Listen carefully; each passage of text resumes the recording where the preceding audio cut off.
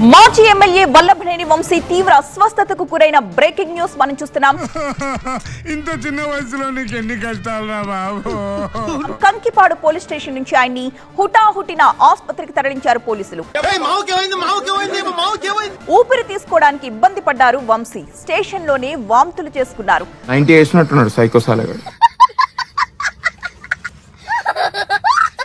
Treatment చేస్తున్నారు. ఊపిరాడటానికి తీసుకెళ్తున్నారు, nebuliser పెట్టినారు, తీసుకొస్తున్నారు. భయంగా ఉందా? దీని తర్వాత ఇంకా భయంకరంగా ఉంటుంది.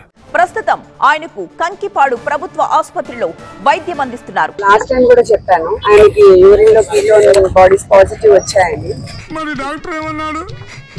ఇంకా కొద్ది రోజులే.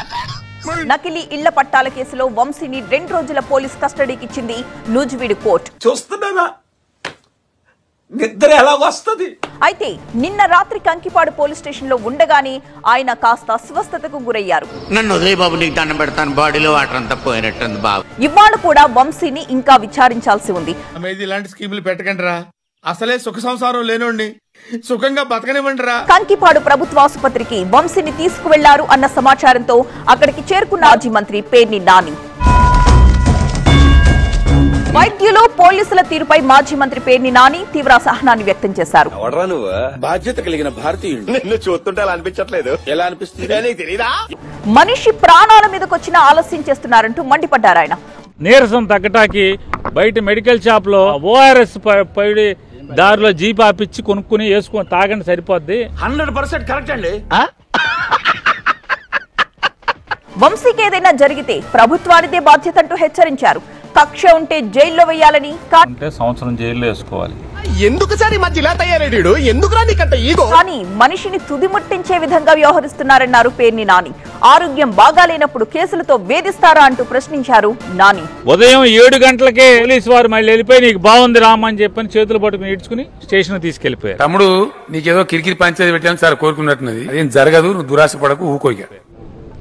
స్టేషన్కి వెళ్ళిన తర్వాత మళ్ళీ 1 గంటకో గంటన్నరకో మళ్ళీ అతనికి వామిటింగ్స్ అవటం, మళ్ళీ కళ్ళు తిరిగి పడిపోవటం. సార్ నీ ఉద్దేశం నాకు అర్థమైతా ఉంది, నువ్వు ఎందుకు మాట్లాడుతున్నావు నాకు తెలుస్తా ఉంది. విజయవాడ హాస్పిటల్లో ఇక్కడ సూపరింటెండెంట్ అనే హాస్పిటల్ మేనేజ్మెంట్ అంటే లోకేష్ కి చెంచాగిరి చేయటం, చంద్రబాబుకి చెంచాగిరి చేయటం. వెళ్ళ చేతిలో తన్నులు తినే ప్రతి పాకెట్ గాడు గిట్టనే డైలాగులు కొడతాడు. ఇంత దిక్కుమాలినటువంటి దిగజార్చి ఈ హాస్పిటల్లో వైద్యం చేస్తున్న ఓఆర్ఎస్ ప్యాకెట్ కొనుక్కోమని చెప్తాను. ₹1 చెప్తున్నా నేను ఇవాళ.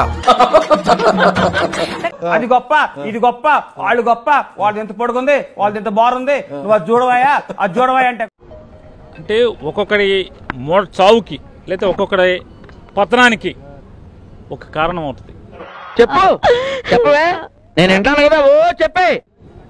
నాడు ఎన్టీ రామారావు పతనానికి వంగవీటి రంగా గారి మరణం కారణమైతే నీ అవతారం చూసుకున్నావా? ఖచ్చితంగా వంశీకి ఏమన్నా అవనండి మీ కుట్రల వల్ల వంశీ మరణమే మీ ప్రభుత్వాన్ని బలికి పోతుంది, మీ బలి తీసుకుంటుందని కూడా మీకు హెచ్చరిక జారీ చేస్తూ. ఏం చేస్తావరా? చంపుతావా? నరుకుతావా? ఏం చేస్తావరా? ఎంత దౌర్భాగ్యం అంటే వీళ్ళు మాజీ మంత్రిని ఒకరిని అరెస్ట్ చేసి తీసుకొస్తే ఒక నేరం మీద ఫైల్స్ ఉంది వెంటనే వచ్చేయాలి, ప్రాణం పోతుంది. ఫైల్స్కి ప్రాణం పోతాం ఏంటి? లబలబలు ఆడిపోయారు రాష్ట్రంలో ఉన్నటువంటి చంద్రబాబు దగ్గర నుంచి మొత్తం అంతా కూడా. ఫైల్స్ కి తెచ్చి రమేష్ హాస్పిటల్లో వైద్యం కావాలంట, ఇతనికేమో ఊపిరాట్లేదు, ఊపిరితిత్తుల్లో సమస్య ఉందని చెప్పి ఊరు చేసిన కర్మ వారణ భగింపక ఏరికైనా తప్పదన్నా. ఏంటే కేసు వంశీ మీద కేసే అంటే చంద్రబాబును ముఖ్యమంత్రిగా ఉన్నప్పుడు వల్లభనేని వంశీ తెలుగుదేశం పార్టీ ఎమ్మెల్యేగా ఉండి దొంగ పట్టాలు పంచిపెట్టాడనేటువంటి అభియోగం అంట. అయిపోయింది, ఇప్పుడు ఏం చేయాలి? చూద్దాంలే. చూడటం కాదండి, మీరు చెయ్యాలంతే. సరే, మీరు ట్రై చేస్తారన్నారంటే అది ఓకే అయిపోయిన